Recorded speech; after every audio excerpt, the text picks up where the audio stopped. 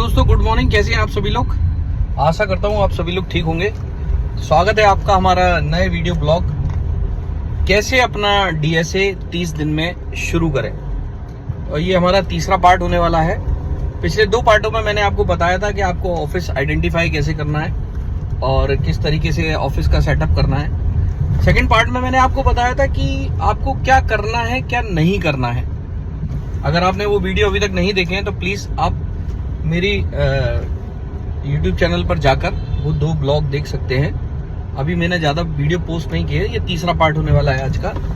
तो आज के पार्ट में हम इनकम को डिस्कस करेंगे कि भाई सबसे पहले तो आपको ये इंटरेस्ट कैसे आएगा कि आपको इससे फायदा क्या होने वाला है और आपकी बिजनेस की इनकम कैसे होगी, हमारी इनकम कैसे होगी और इनकम कितनी होगी और इनकम को हम कैसे बाइफरकेट कर सके कि हम जो अपनी एक हमारा एक उद्देश्य है या एक हमारा गोल है कि हमें इतनी इनकम करनी है, वो कैसे की जाए। तो शुरू करते हैं हमारा तीसरा पार्ट, कैसे अपना डीएसए का बिजनेस 30 दिन में शुरू करें का तीसरा पार्ट।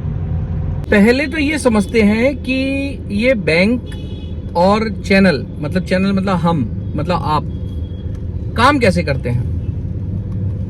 क्योंकि जब तक हम ये प्रोसेस को नहीं समझेंगे हमें पे आउट का सिस्टम समझ में नहीं आएगा।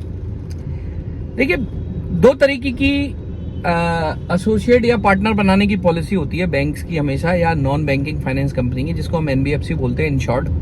इनकी 2 तरह की पॉलिसी होती है। ये तो अपने लोकल एजेंट बनाते हैं, जिसको ये लोग कनेक्टर भी बोलते हैं, एसोसिएट भी बोलते हैं, चैनल पार्टनर भी बोलते हैं। एक होता है ये किसी कंपनी को या किसी एजेंसी को हायर करते हैं, जिसको हम लोग कॉर्पोरेट बोलते हैं। मतलब जो किसी भी शहर में कहीं भी काम कर सकती है संस्था, उसको ये लोग कॉर्पोरेट डीएसए बोलते हैं, डायरेक्ट सेल्स एसोसिएट। तो 2 तरह के वर्टिकल होगा। 2 तरह के वर्टिकल में क्या होता है, जब आप पहले वर्टिकल में जाते हो, अगर जो लोकल चैनल बोलता है जिसको अपन, उसमें क्या करते हैं, आप बैंक के किसी एम्प्लॉय के साथ मिलकर अपना काम करते हो। मतलब एक फलानी बैंक है, जैसे मान के चल दो एफडीएफसी बैंक है। एफडीएफसी बैंक का कोई मैनेजर होगा, उसने लोकल की किसी को एजेंसी दे रखी, लोकल में किसी अपने लड़के को हायर कर रखा। आप उस लड़के को केस दोगे, वो लड़का केस करेगा पूरा, आपको तो बस घर बैठना है। अब ये तो सुनने में बड़ा अच्छा लगता है कि आपको तो बस घर बैठना है, आपने उसे केस दिया, आपका काम हो गया, आपके पैसे आ गए। इसके कई सारे ड्रॉबैक्स भी हैं, ठीक है ना। ड्रॉबैक को मैं बता देता हूं अभी तत्काल में। ड्रॉबैक इसका सबसे बड़ा क्या होता है कि एक तो क्या होता है कि ना काम करने की आदत। आपने किसी को केस दे दिया, उसने केस कर लिया और करने के बाद आपको पैसे भेज दिए, ठीक है ना। इसमें क्या हुआ, आपको सीखने को कुछ भी नहीं मिला। इसमें आपको सीखने को या लर्निंग के लिए कुछ भी नहीं मिला। आपने सिंपल केस दिया, उसने केस कर दिया। दूसरा ड्रॉबैक क्या होता है, दूसरा एक बड़ा ड्रॉबैक होता है कि जो पेमेंट होती है ना, वो इसमें सीधी आधी हो जाती है। आधी बोले तो कि पेमेंट जहां 1 रुपए बननी चाहिए वहां आपकी पेमेंट 50 पैसे बनती है। दूसरा ड्रॉबैक। तीसरा ड्रॉबैक क्या होता है कि जब आपका कोई केस होता है, मेरा कोई केस है, जब मैं उसे खुद डायरेक्ट डील करता हूं तो मेरे उससे पर्सनल 1-to-1 रिलेशन बनते हैं, ताकि भविष्य में उसका कोई भी काम दूसरा होगा या उसके मिलने वाले का कभी भी कोई काम होगा तो वो आपको ही बुलाएगा।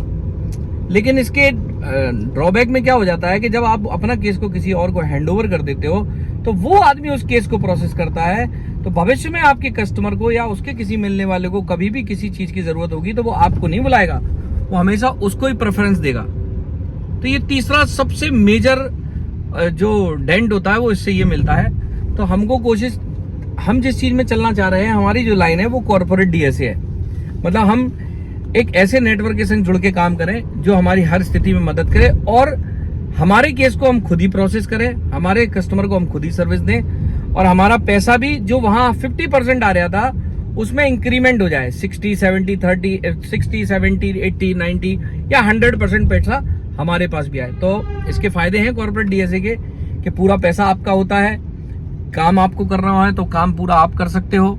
ये फायदे इसके हैं। तो हमें एक कॉर्पोरेट डीएसए के संग मिलके काम करना है।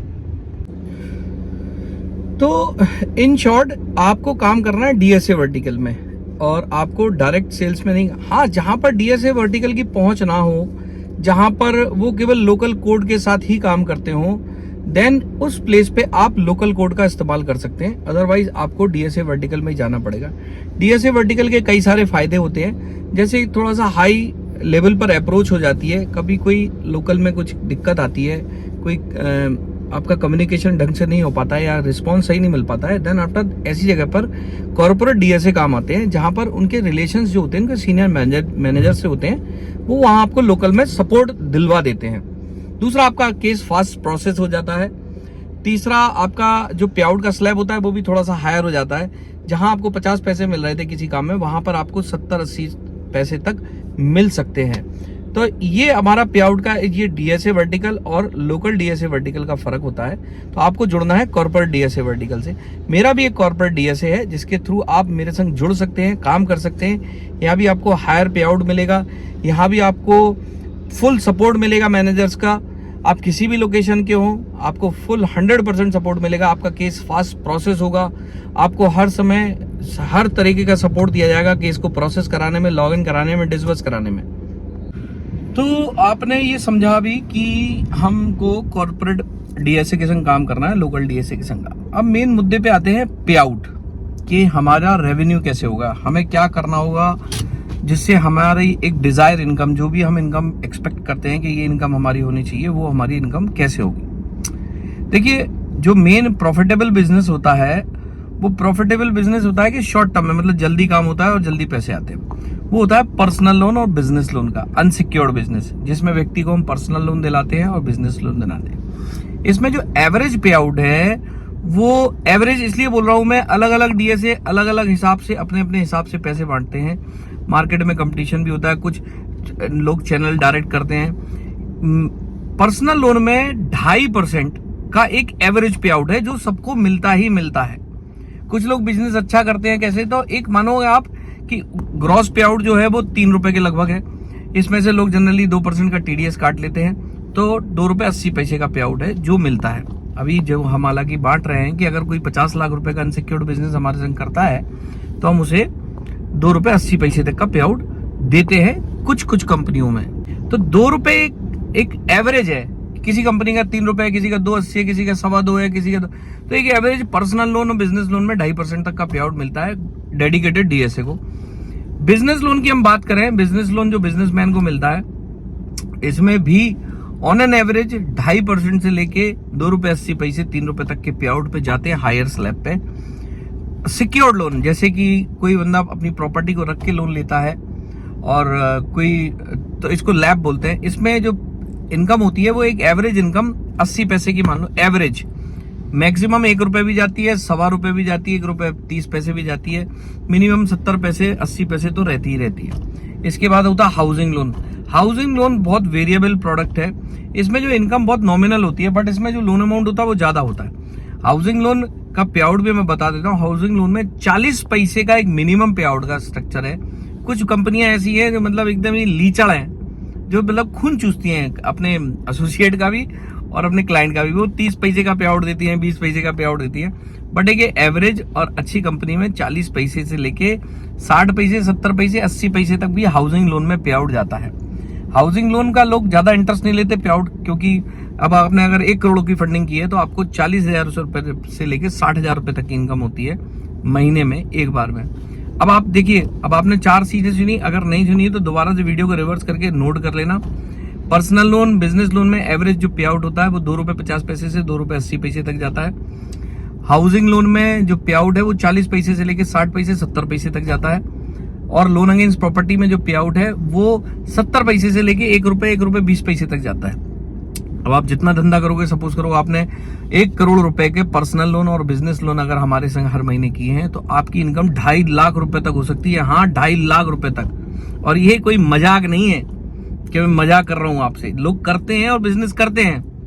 बिजनेस कैसे निकलेगा वो भी मैं सिखा दूंगा आपको, बिजनेस कैसे होगा वो भी सिखा दूंगा। तो आप 2.5 लाख रुपए तक कमा सकते हैं। चलो, आप गिरी हालत में आप बोलते हो कि मैं 30 लाख रुपए का पर्सनल लोन, बिजनेस लोन करता हूं, तो अब 30 लाख को आप 30,000 रुपए को आप 2.5% लगाइए तो आपकी जो इनकम होती है वो 75,000 रुपए होती है महीने की। बिजनेस कैसे करना है वो मैं सिखा दूंगा, सब सिखा दूंगा। तो आप सोचो, इस बिजनेस में पैसा है। कोई सामान रखा आपने दुकान में, नहीं रखा। कोई आपने यहाँ पर कोई माल भरा, नहीं भरा। आपने दुकान में धूप में बैठे रहे, नहीं बैठ रहे। काम करिए 15 दिन 20 दिन, अपना टारगेट पूरा करिए। 10 दिन 12 दिन अपने घर रहिए, जैसे भी रहना, मौज कीजिए, लाइफ में घूमिए, खुश रहिए, अपने बच्चों को खुश रखिए, अपने आप को खुश रखिए और पैसे कमाइए।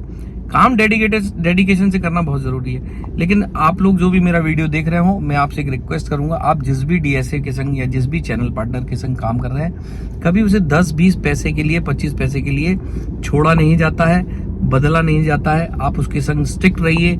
अगर आपका बिजनेस बहुत अच्छा हो रहा है और आपको लगता है कि आपके पे आउट का स्ट्रक्चर थोड़ा सा चेंज होना चाहिए, तो आप उससे बात कीजिए, कम्युनिकेट कीजिए और अपने पे आउट को रिस्ट्रक्चर करा लीजिए। साथ में काम करना, लॉन्ग टर्म काम करना हमेशा बहुत अच्छा एक साइन होता है अच्छी हेल्दी रिलेशन का। लेकिन आप 10, 20, 50 पैसों के लिए इधर उधर भागते रहो, उससे आपकी वैल्यू नहीं बनती है। तो हमें अपने मार्केट में अपनी वैल्यू भी क्रिएट करनी है और हमें अपने पैसे भी कमाने हैं और लाइफ को एंजॉय भी करना है। तो ये रेवेन्यू का पार्ट था कि आपको मिलेगा क्या क्या। अगर आप सोचोगे आपने 20 लाख का होम लोन कर लिया, होम लोन तो आजकल सभी लेते हैं, 20 लाख रुपए के 40 पैसे के हिसाब से आपके बनते हैं 8,000 रुपए। आपने 20 लाख रुपए का लैप कर दिया, किसी को लोन अगेंस्ट प्रॉपर्टी दिला दिया। अगर आप 80 पैसे भी पे आउट मानो तो 8 दूनी 16,000 रुपए आपके लैप के बनते हैं। तो 16,000 वो हो गए, 8,000 ये हो गए, कितने हो गया? 24,000 रुपए। अब आपने किसी को 20 लाख रुपए का पीएल और बीएल दे दिया, पर्सनल लोन या बिजनेस लोन दे दिया, तो आपको अब उसका 2.5% मान लो, 20 लाख का 2.5% कितना होगा? 50,000 रुपए। तो 24,000 वो, 50,000 ये, कितना हो गया? 74-75,000 रुपए हो गया आपका। अब इसी में अगर आपने किसी को नई कार दिला दी, कार लोन भी करते हैं, नई कार का, पुरानी कार का भी करते हैं। तो नई कार अगर आप किसी को दिलाते हैं तो आपकी इनकम जो है वो 50 पैसे से लेके 1 रुपए तक जा सकती है। और अगर आप किसी को पुरानी कार दिलाते हैं तो 1 रुपए से लेके 2 रुपए 3 रुपए तक भी इनकम जा सकती है। तो कहाँ हमने 75,000 लिए, अगर आपने किसी की नई 10 लाख रुपए की कार दिला दी तो आप ये मानोगे आपके 7 से 8,000 रुपए तो उसमें मिल गए। तो आप ये देखो 80,000 रुपए कमा लिया आपने एक महीने में। साउंड्स गुड ना? अगर अच्छा लगा हो तो प्लीज इधर पर लाइक का बटन दबा देना और हो सके तो अपने दोस्तों में शेयर कर देना। तो ये ओवरऑल पे आउट का स्ट्रक्चर था जो मैंने आपको बताया कि हमारा रेवेन्यू कैसे होगा। अगर अभी तक आपने मेरे वीडियो को सब्सक्राइब नहीं किया है तो प्लीज कर लीजिए। और 30 दिन में हमें फुल एक डीएसए अपना तैयार करना है, नए चैनल, नए पार्टनर तैयार करने हैं। मैं पूरे इंडिया में काम करना चाहता हूं। अगर आप मेरी टीम का हिस्सा बनना चाहते हो तो प्लीज आप मुझे मेल कीजिए, आप मुझे व्हाट्सएप कीजिए, आज मुझे कॉल कीजिए। मैं और आप मिलकर एक बहुत अच्छी इंडिया की टीम बना सकते हैं। Thank you so much. अब जल्दी मिलते हैं अगले वीडियो में। अगर आपने मेरे पहले के 2 वीडियो नहीं देखे हैं तो प्लीज उसे देख लीजिए, लाइक कीजिए, शेयर कीजिए, मेरे चैनल को सब्सक्राइब कीजिए। और ये मेरा तीसरा वीडियो, अगला वीडियो में जल्दी ही 1 आधी दिन के अंदर लॉन्च करता हूँ। Okay, bye bye.